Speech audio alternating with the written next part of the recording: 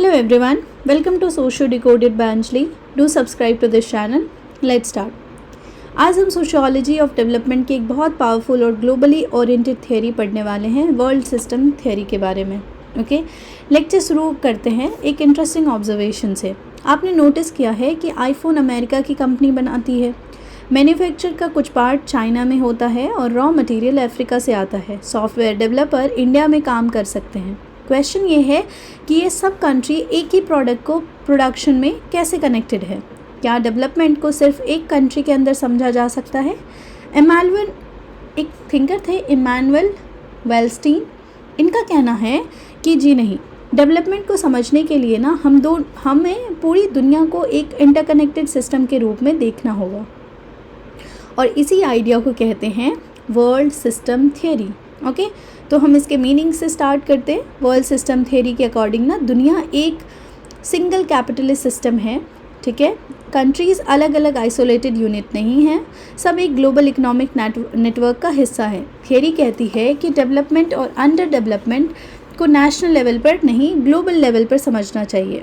Simple example लो, सोचिए एक cricket team है, कुछ प्लेयर बैटिंग करते हैं तो कुछ बॉलिंग करते हैं, कुछ फील्डिंग करते हैं. सबका रोल अलग है लेकिन सिस्टम एक ही है. वेल्स्टीन कहते हैं कि दुनिया भी इसी तरीके से इंटरकनेक्टेड है. अगर मैं कहूँ कि अगर दुनिया के सारे कंट्रीज़ कम्प्लीटली इंडिपेंडेंट होते तो क्या ग्लोबल ट्रेड पॉसिबल होता? क्या लगता है आपको? नहीं होता है ना. इसीलिए इंटरकनेक्टेडनेस जो है वो वर्ल्ड सिस्टम थियोरी को एक्सप्लेन करती है. Let's talk about its origin and background के बारे में वर्ल्ड सिस्टम थियोरी के. तो वर्ल्ड सिस्टम थियोरी ना 1970s में डेवलप हुई. फाउंडर थे इमैनुअल वेल्स्टीन. ये थियोरी ना मॉडर्नाइजेशन थियोरी और डिपेंडेंसी थियोरी दोनों के एक्सटेंशन और क्रिटिक थी. इनका इन्फ्लुएंस की बात करें तो थियोरी पे इन्फ्लुएंस था मार्क्सिज्म का, हिस्टोरिकल मटेरियलिज्म का और स्ट्रक्चरल एनालिसिस का.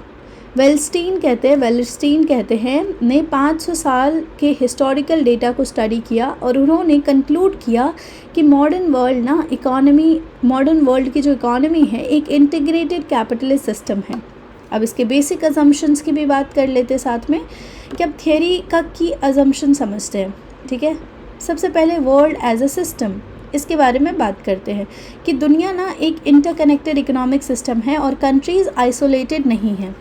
फिर ये बात करती है कि कैपिटलिस्ट सिस्टम के बारे में कि ग्लोबल इकोनॉमी ना फंडामेंटली कैपिटलिज्म पर बेस्ड है.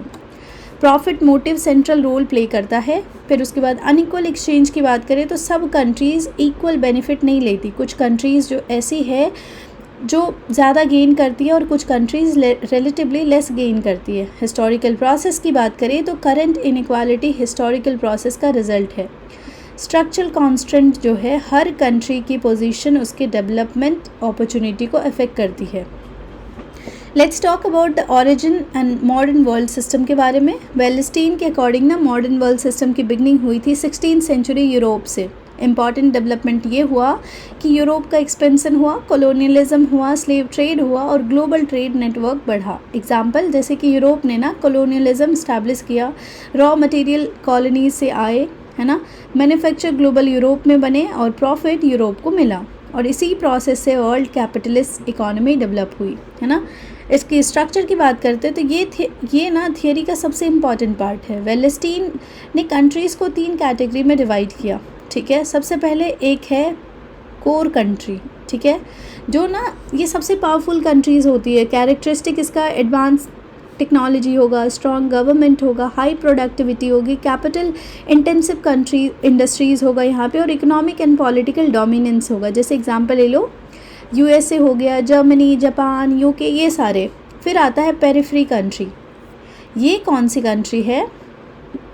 ये रिलेटिवली ना वीकर कंट्रीज़ होती है. कैरेक्टरिस्टिक होता है रॉ मटेरियल एक्सपोर्ट करती है ये कंट्री, चीप लेबर देती है, लो इंडस्ट्रियलाइजेशन है यहाँ पे, डिपेंडेंस होता है एक्सटर्नल मार्केट पे. एग्जांपल जैसे बहुत सारे अफ्रीकन और least develop countries. And then आता है इनके एक semi periphery.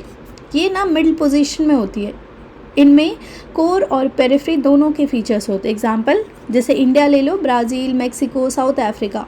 Semi periphery often act as a bridge between core and periphery, है ना. तो ये चीज़ है. अब एक एग्जांपल है क्वेश्चन मैं पहले करती हूँ कि इंडिया किस कैटेगरी में आती है, प्योर कोर में, प्योर पेरिफेरी में या फिर सेमी पेरिफेरी में।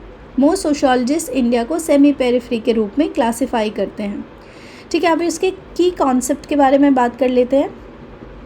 अनइक्वल एक्सचेंज, पहला कि कोर कंट्री ना लेस पे करती है और मोर गेन करती है, पेरिफेरी मोर कंट्रीब्यूट करती है लेकिन उसे गेन जो है बहुत कम मिलता है।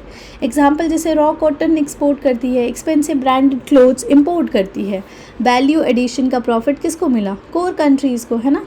फिर आता है एक्सप्लॉयटेशन का बात, मतलब सरप्लस वैल्यू जो है पेरिफेरल रीजन से कोर रीजन की तरफ ट्रांसफ़र होती है। हेजीमनी यानी कि कोर कंट्री इकोनॉमिक, पॉलिटिकल और कल्चरल डोमिनियंस मेंटेन करती है। एग्जाम्पल जैसे हॉलीवुड हो गया, ग्लोबल मीडिया, टेक्नोलॉजी प्लेटफॉर्म, ये सारे।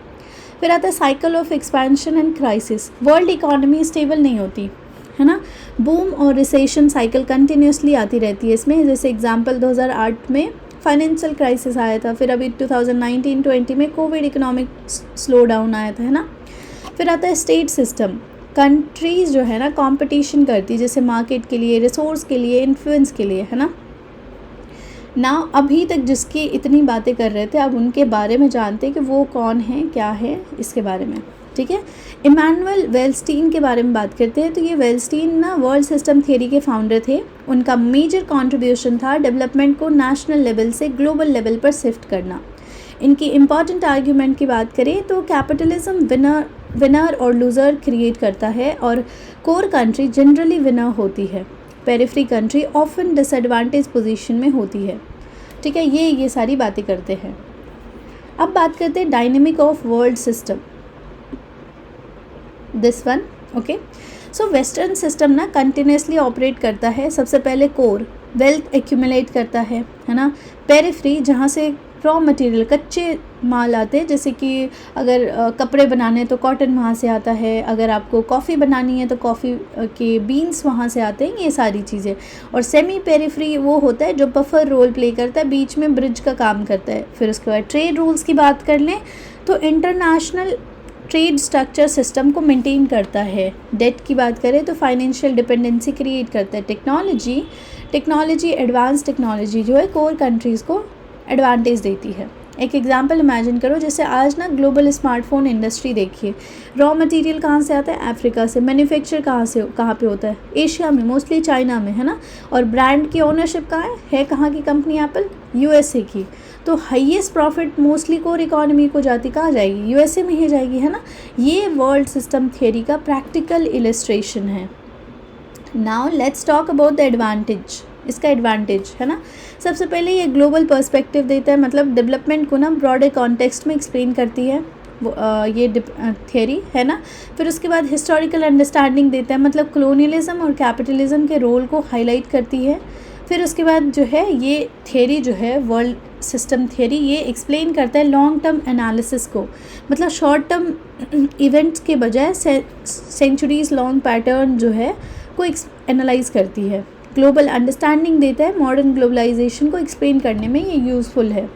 इसकी क्रिटिसिज्म की बात करें तो हर थियरी का क्रिटिसिज्म होता है, इसका भी है। पहला कि इकोनॉमिक डिटर्मिनिज्म, यानी कि इकोनॉमी को ना ज़्यादा इंपॉर्टेंस देती है, कल्चर और पॉलिटिक्स को कंपैरेटिवली बहुत कम। दूसरे क्रिटिसिज्म है कि इंटरनल फैक्टर को नेग्लेक्ट करता है, मतलब कंट्री के ना इंटरनल इशू को ये तो अंडरएस्टिमेट कर देती है कि मतलब मानती ही नहीं कि इसके खुद के भी प्रॉब्लम हो सकते हैं, जैसे करप्शन हो गया, एजुकेशन की क्वालिटी, लीडरशिप, ये सब। फिर बात करते हैं पेसिमिस्टिक व्यू का, मतलब डेवलपमेंट की अपॉर्चुनिटी को कभी कभी अंडरएस्टिमेट करती है ना। लिमिटेड पॉलिसी सॉल्यूशन, यानी कि थियरी ना प्रॉब्लम एक्सप्लेन करती है लेकिन सॉल्यूशन रिलेटिवली वेग है इनका। तो ये सारी चीज़ें जो है क्रिटिसिज्म में आता है। अब बात करते हैं कि क्या ये आज भी रेलिवेंट हैं वर्ल्ड सिस्टम थियरी, तो बिल्कुल है।